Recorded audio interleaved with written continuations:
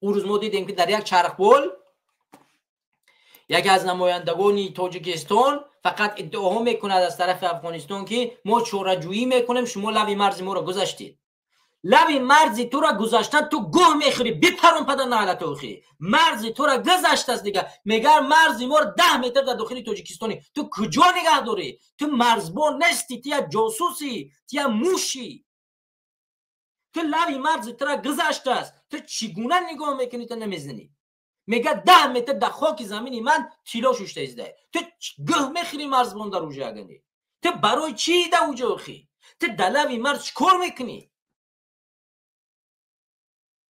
همین مرزبان، سرحدبان برای چی است در اونجا؟ هر کسی خدمت کرده از این مسائل را میداند که هر کسی که از مرز تو گذشت باید زد او را خیر. اون مرز تو را گذشته است. یک بار میگویش بر بگرده، بار گفت بر نگشت میزنیش دیگر. مرز تو را گذشت دیگر. ما حالا بعد با بالا خبر میکنیم، بعد ما یک چاره‌جویی میکنیم. چاره‌جویی کی آخر؟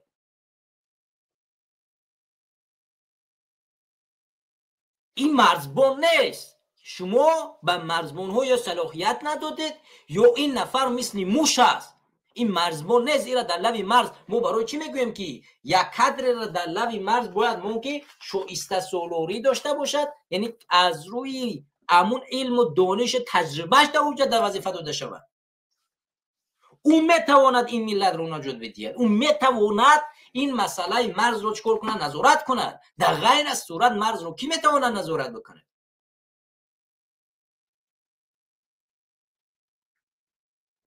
با میگم که مرزبان است، در دستش سلاح دارد، در بالا در هواپیما از بالا میگردد، توانایی کامرا و دیدن رو دارد. میگوید این شما از مرز ما 10 متر در داخل تاجیکستانه و در اینجا شما تلاشویی کرده شد. این حرف خود مرزبان در نوار حرف میزنه و هیچ چاره‌جویی نمیکنه.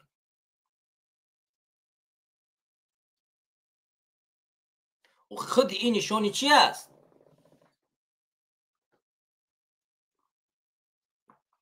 شما تصور کنید روسیه با این قدرت بزرگ وقتی که در سوریه در مقابل داعش میجنگی، در مقابل مردم سوریه و داعش یا جای کردها و اینا میجنگی، یک هواپیماش ذره در خاک ترکیه در اومد.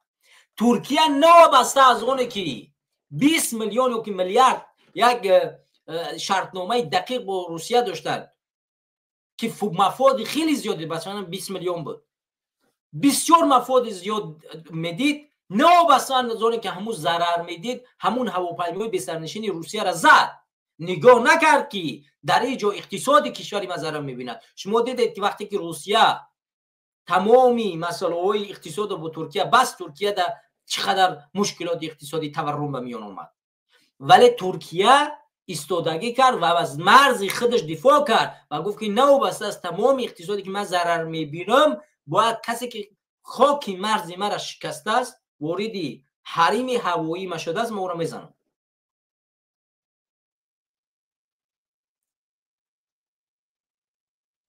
ولی از طرف افغانستان هر روز مرز ما شکسته می شود و این ناتوان ها اونجا نشستن و نگاه میکنن.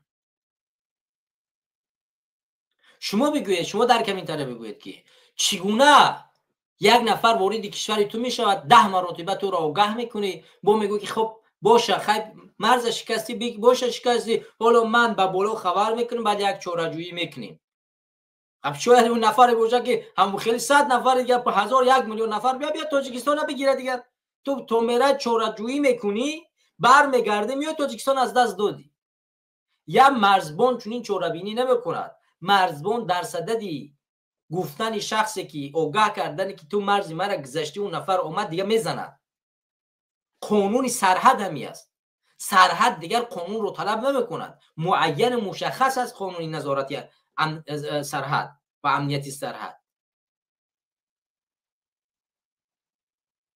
برای همین اینجا دیگر نیاز به اون نیست که تو برای چاره‌جویی را بکنی، انتظار شد که سید مومن یتیموف از بالا فرمان میگیرد از امام علی رحمانوف و تو سر طرف یک نفر تیر میاندازی.